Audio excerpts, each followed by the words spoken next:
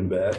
You know, like I said last week, everybody was happy about offense. Fans pay to see that, and defense was a little bit. I thought defense was better today, and had a little bit more continuity with the ones. The twos struggled. I thought the quarterbacks did okay. I mean, the balls and the turnovers came from, we fumbled going in, and then we had a hit, dislodged ball going in. We worked a lot of situation stuff, red zone, and we worked coming off our own goal line. And what we're trying to do there is get 2 first downs and turn the field over if you got to punt it. And I thought we accomplished that. So there's some good things. Like I said, it's hard for me just coming off the field, but I thought, we had some guys that played well. I was disappointed with the amount of energy that was out there. We're not a good enough team to just go out and just play football and go through the motions.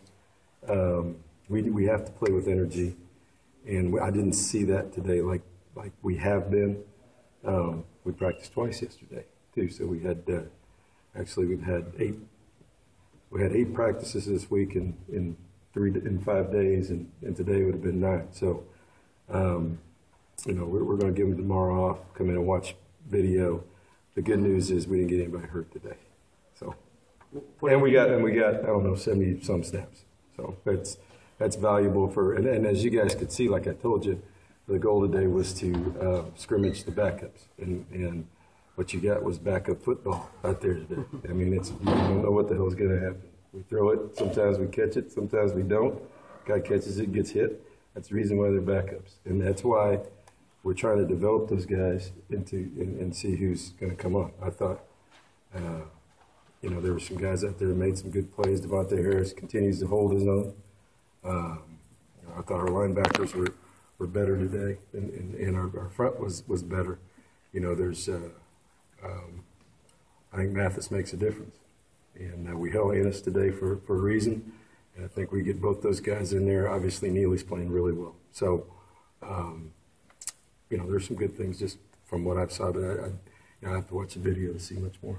You talked earlier in the week about the defense having those 2 phases, the what to do and how to do it. It seemed like the how to do it is a lot better than it was last week. Guys moving around, shifting, causing the offense to jump off sides, things like that. Yeah, we're not to sit there and watch you defense. We can't be. We don't.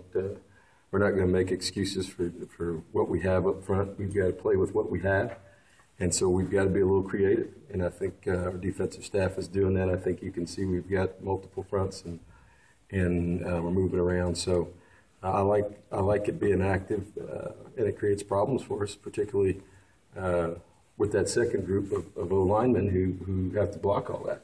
And you see the big difference in why guys are starting and why guys aren't. What do you think of the throws Matt Jokel made, and is there a battle for that number 2 spot? It's going to continue all year.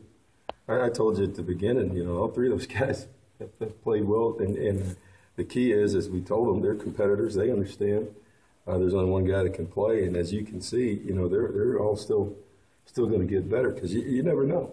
You never know when your chance is going to come, and they know that, and Johnny knows that, and so you can do one of 2 things. You can take where you are in life and try to improve it, or you can hang your head and just say that's that, and these guys aren't doing that. And we've got a couple positions out there right now that if they were competing at the level that the quarterbacks are competing, we'd be all right. We've got some guys that I think have accepted their roles, and that's disappointing. What role can Gaston Lamascus play for you this year? I don't know.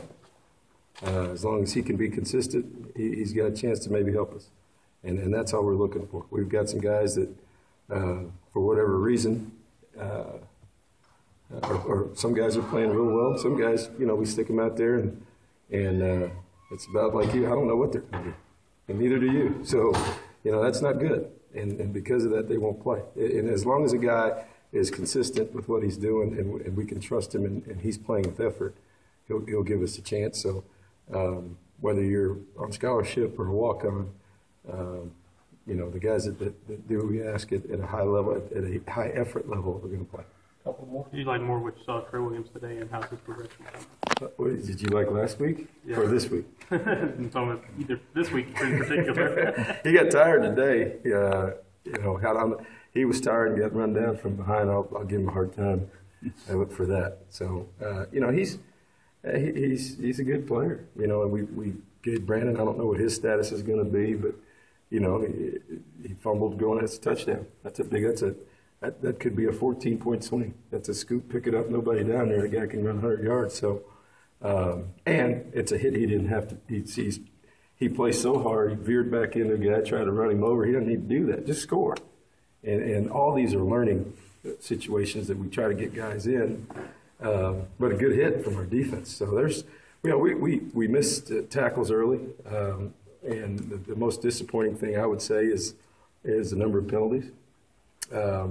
But there were some things going on out there that were kind of iffy, but we'll work on that. You mentioned the ball popping out. DeShazer, of course, had a big hit there. Good hit. What are your thoughts on where two caused fumbles? Yeah. What are your thoughts on where he's fitting in best in your mind? There's no doubt he's going to be on the field. It's just where. He's a really good corner, but he's a physical guy in the middle of the field. I mean, that's a play that if he's a corner, who knows who's going to make that play, a hit in the middle of the field. So, we've got to get our best 4 or 5 guys on the field. And there's no doubt that he's going to be one of them. We held Stephen Campbell today. He's been doing a great job for us. I think Stephen Terrell's coming on. But we held Stephen Campbell, and then we've got to just figure out who the 4th and 5th pieces are. Tony Hurd's working pretty well at nickel. You talked about having a lot of practices this week, and now getting a chance to kind of focus a little bit more on a team, and the guys kind of having a little bit of a freshness to it for this next week. Yeah, I think so. We're getting back to 1 practice a day, and so getting through camp. Really scrimmaging and going full pads for 2 hours and 20 minutes last night, and then come out here and scrimmage. That I think the energy level showed, and but we've got to fight through that. That's where you have to be a tough team physically and mentally, and I just that's the reason we did that, and just to let them know you can do it, but you've got to create your own energy, and our team didn't do that today, and that's a learning experience. You can't play this game at a high level without emotion, and we lacked that today. Is it a little frustrating for you that, as you're trying to get set your roster, that you still haven't heard on Brandon Williams, and have they given you any indication on him? No, it's not frustrating. We'll figure it out. It's if it was, I'm sure we'll hear something this week. All right. Thanks, Coach. Thank you. Thanks.